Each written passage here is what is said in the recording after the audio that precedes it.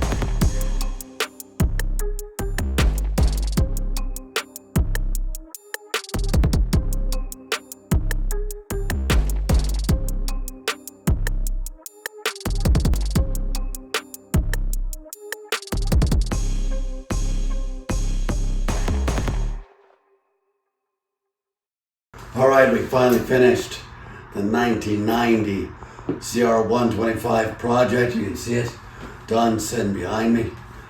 I know what you're thinking. That's not a 1990, that's a 91. Nope, this is a 1990 done to look like a 91. And there's a reason for that. Some guys make a tribute bike to themselves. But I guess I'm pretty vain, or I don't have a fanboy gay crush on some other dude. But I made a replica bike of my own. I rode a 1990 CR125 from 92 to 97. And that's when all the wild cars were coming out. So my 1990, even though it's nice looking, picture of it right here, wasn't stylish enough. So I kind of redid it to look like a 91 actually. Except didn't have the fade seat cover. That was on the list, waiting for the seat cover to wear out. So I put the fade on it. It never happened. I ended up selling instead. So it finally got the seat cover I wanted on it. It's very close to what my actually 90 looked like after I got it done. So very pleased with how it turned out. Now some of you guys are able to actually track down your original bikes. I don't have to track mine down. I know exactly where it is. In 97, I sold it to my cousin. He rode it for a few years, did very little to it. I broke the rear fender off.